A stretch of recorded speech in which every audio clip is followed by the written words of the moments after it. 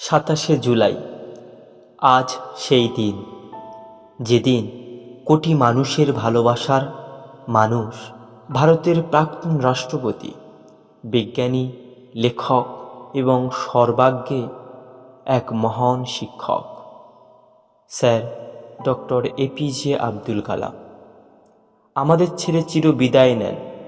কিন্তু সত্যি তিনি চলে গেছেন? না, তার স্বপ্ন, তার কথা, তার কাজ আজও বেঁচে আছে। প্রতিটি তরুণ মন, প্রতিটি স্বপ্ন দেখার সাহসী চোখে তিনি আজও জেগে আছেন। আজ তার মৃত্যু দিবসে আমরা মাথা নিচু করে নয়, হৃদয় নিংড়ে জানাই তাকে শ্রদ্ধা। Salute to the missile man of India. Sir doctor APJ Abdul কালামের জন্ম 1931 সালের 15ই অক্টোবর এবং মৃত্যুবরণ করেন 2015 সালের 27শে জুলাই। পিতা ছিলেন জৈনুল আবদিন এবং মাতা ছিলেন আশিয়াম্মা। তামিলনাড়ুর ছোট্ট শহর রামেশ্বরমে তার জন্ম। ছোটবেলায় অর্থনৈতিক দিক থেকে ছিলেন খুবই সাধারণ পরিবারে, কিন্তু স্বপ্ন ছিল বিশাল। তিনি নিজে বলতেন, স্বপ্ন সেটা নয় যা তুমি ঘুমিয়ে দেখো, স্বপ্ন সেটা যা তোমায় ঘুমাতে দেয় না। আর এই স্বপ্নই তাকে বানিয়েছিল ভারতীয় মহাকাশ গবেষণা সংস্থা ইসরো এর অন্যতম স্তম্ভ।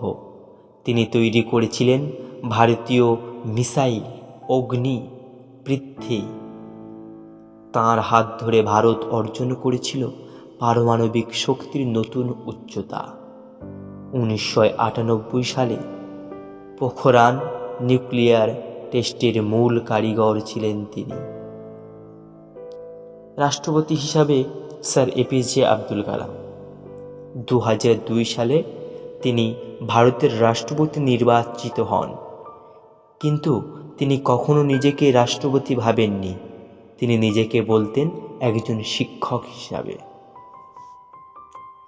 তিনি চাইতেন প্রতিটি ভারতীয় তরুণ তরুণী স্বপ্ন দেখুক, শিখুক, চিন্তা করুক এবং সমাজে অবদান রাখুক।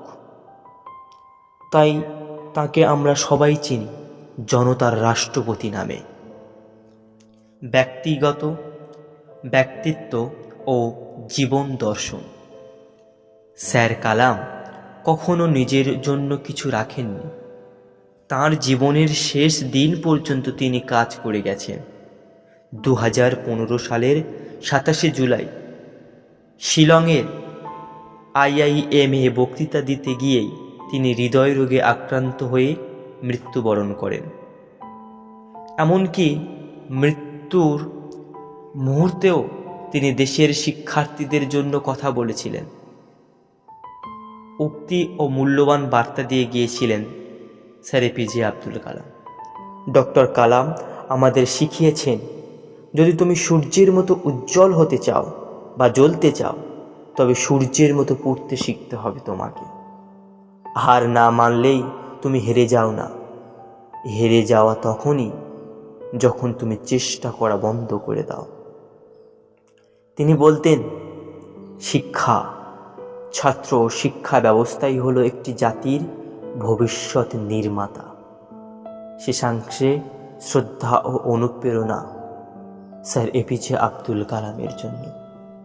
বন্ধুরা, এই মৃত্যু দিবসে আসুন আমরা শুধু দুঃখ না করে তাঁর দেখানো পথ অনুসরণ করি। আমরা যদি সত্যিই তাঁকে শ্রদ্ধা জানাতে চাই, তাহলে নিজেদের স্বপ্নের পথে লড়াই করি। আজকের প্রজন্ম, আগামী প্রজন্ম সবাই যদি তাঁর মতো অন্তত একজন মানুষের জীবন ছুঁতে পারে, তাহলেই তাঁর আত্মা শান্তি পাবে। আজকের দিনে আমরা প্রতিজ্ঞা করি, স্বপ্ন দেখব, পড়ব, পরিশ্রম করব এবং এই দেশকে আরও সুন্দর করে তুলব। স্যার কালাম, আপনি নেই, কিন্তু আপনার শিক্ষা, আপনার বিশ্বাস, আপনার আদর্শ আমাদের পথ দেখাচ্ছে প্রতিটি দিনে, প্রতিটি ক্ষণে। ধন্যবাদ। আজকের ভিডিও এই পর্যন্ত। স্যার এপিজে আব্দুল কালামের নিয়ে আজ কোনো কবিতা নিয়ে আমি আসতে পারিনি। আজ একটি বিশেষ দিন, তাই এপিজে আব্দুল কালাম স্যারের সম্পর্কে ভিডিও না বানিয়ে আমি আর থাকতে পারলাম না। অসংখ্য ধন্যবাদ সকল শ্রোতাগণ এবং সকল কবিগণদের চরণে আমার রইল একাধিক প্রণাম। আসুন আমরা এই দিনে ভালো কিছু করার চেষ্টা করি এবং কালাম স্যারের আজ এই মৃত্যুবার্ষিকীতে বা এই মৃত্যুদিনে আমরা নতুন কিছু করা শুরু করি, তাঁর সংস্পর্শে এসে তাঁর বিষয়ে আরও জেনে। ধন্যবাদ। ভালো থাকবেন সবাই। সুস্থতা কামনা করি ঈশ্বরের কাছে। ধন্যবাদ।